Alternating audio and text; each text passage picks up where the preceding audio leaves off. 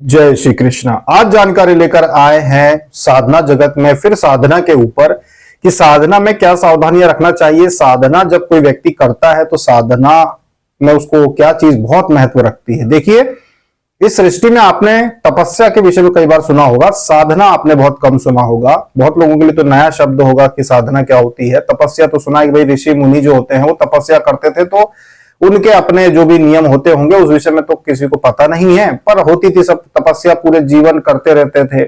ऐसी अवस्था में आ जाते थे कि बिना कुछ खाए पिए भी साधना करते रहते थे, उनकी तपस्या चलती रहती थी। तो उसकी एक स्थिति होती है जो किसी की भी उस स्थिति में आने पर कोई भी व्यक्ति ऐसा हो सकता है कि बिना भोजन पानी के भी वो ये चीजें कर सकता है। लेकिन जो गृहस्थ लोग हैं, आज युग में भक्ति करने के बहुत सारे मार्ग आसानी से उपलब्ध हैं, बहुत सारे तरीके हैं जिससे आप भक्ति कर सकते हो, प्रभु को पा सकते हो। तो उसमें साधना एक ऐसा तरीका है जो लोग आप करना चाहते हो अपने घर में, तो उनको साधना में ऐसा क्या काम होता है जो सबसे ज्यादा लाभदायक होता है, जो जरूर करना चाहिए। साधना अगर आप करते हो तो ये चीज जरूर करना चाहिए, और वो चीजें होती हैं भोग, प्रसाद और हवन। इनका महत्व आज आप बताते हैं कि आपको साधना में ये क्यों जरूरी है। जैसे आप 11 दिन की साधना कर रहे हो या आप 21 दिन की साधना कर रहे हो, साधना के दौरान आप जो भी सामग्री जैसे कि पूजन, धूप, दीप चढ़ाते हो, ये सारी चीजें अपना महत्व रखती है, लेकिन जो भोग होता है वो रखना जरूरी होता है।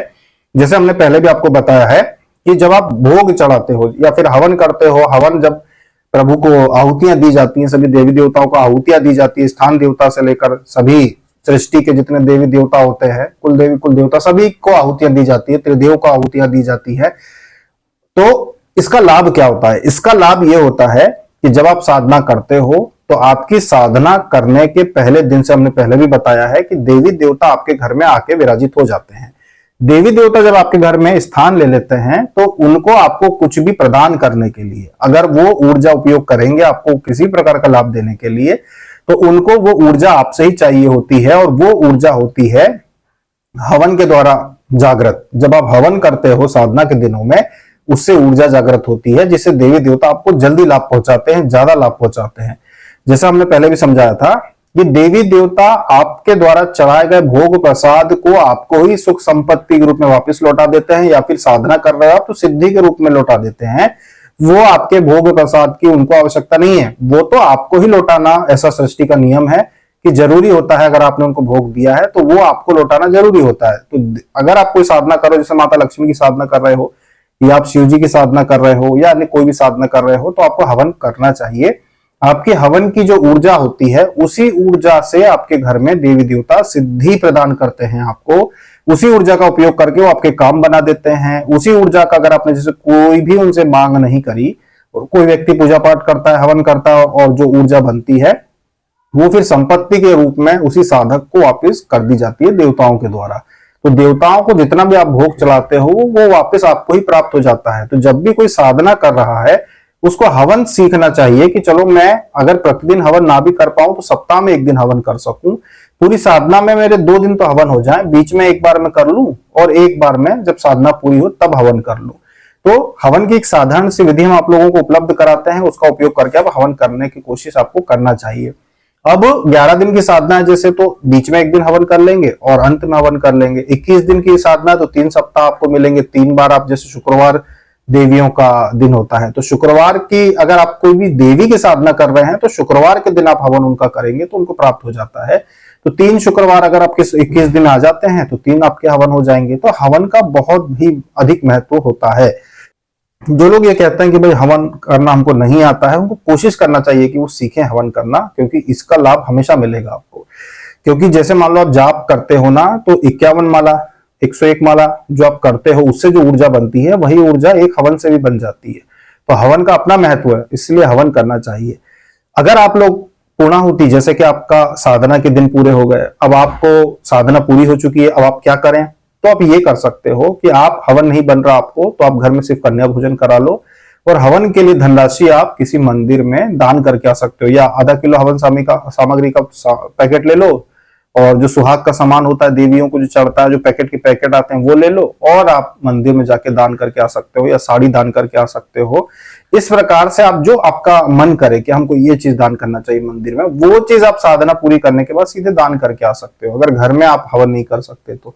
और हवन करें तब भी ये सामग्री दान करना चाहिए, जैसे कि सुहाग का सामान या फिर साड़ी वगैरह आप मंदिर में ब्राह्मण को दान करके आओ, माता जी को चढ़ाने के लिए, बाद में वो वही उपयोग करेंगे। तो इस प्रकार से भी आपकी जो साधना होती है वो पूरी होती है। तो ऐसी बहुत सारी चीजें होती हैं जिनका अगर आप सीधा सीधा नहीं कर पाए कर्म, दूसरे तरीके से आप उसका लाभ ले सकते हैं कि आप हवन करें तो बहुत अच्छा, ना कर पाए तो आप मंदिर में इस प्रकार से दान देकर भी साधना पूरी कर सकते हैं। ये चीजें होती है।